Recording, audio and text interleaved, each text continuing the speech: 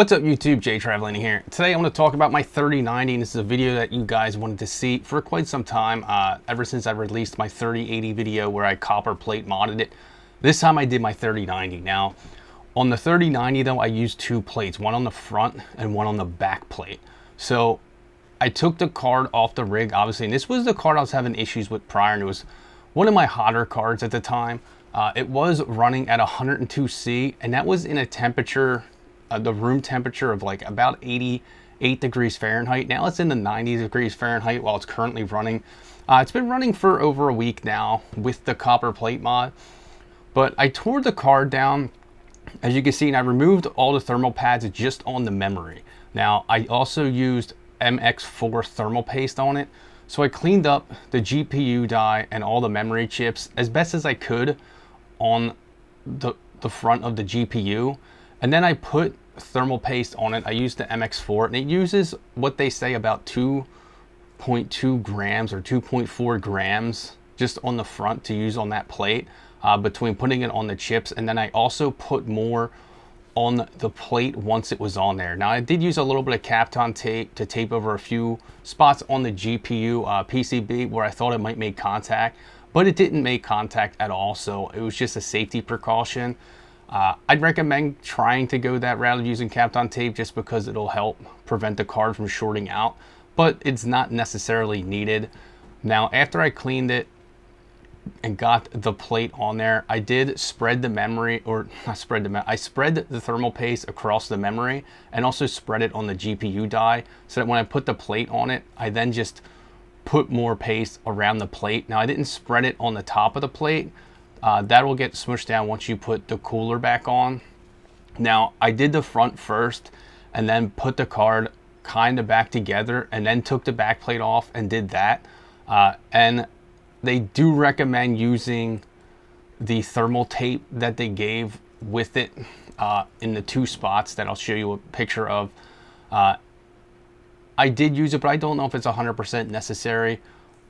But there was just one screw by where the HDMI and display ports are that was a little bit harder to put back on with the card back together. If the cooler wasn't on, it would have been much easier because they have little nuts on them that you have to hold the nut and then screw it into.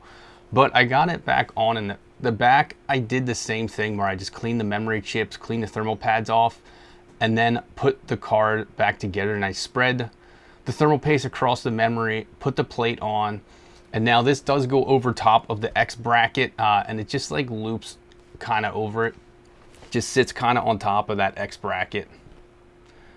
But you know, once I got the card back together, I tested it, and it dropped my temperatures pretty significantly. Now it was running 102, but like I said, that was in about an 85 to 86 degree Fahrenheit room. If we look at it now, I have one card that's running 106 degrees Celsius, but the one that I played it is the top GPU, and that is running 88 degrees Celsius. So not only did I get better thermals, I also pushed the card a little bit harder over the days to test for stability. I ended up pulling another mega hash out of it, so now it's at 124 mega hash instead of 123. So I would consider this a success. I do have a 3K fan blowing air across it to help cool it. This rig, I do plan on putting in an Octominer, which should help cool the card and kind of wick the heat off the back plate. With the success of this, I do have two more sets of plates coming from my other two 3090s. So this rig will be running hopefully pretty cool. And as you see in it, the one running 106 and the one still running in the high 90s degrees Celsius, I'm still going to plate it even though it doesn't seem to be too much of a problem right now. Just to get the memory temps down a little bit, maybe push both of them cards a little bit harder and get a little bit more hash rate out of them, which will also make them a tad bit more efficient. But those are my results with the copper plate mod on the EVGA for the Win card.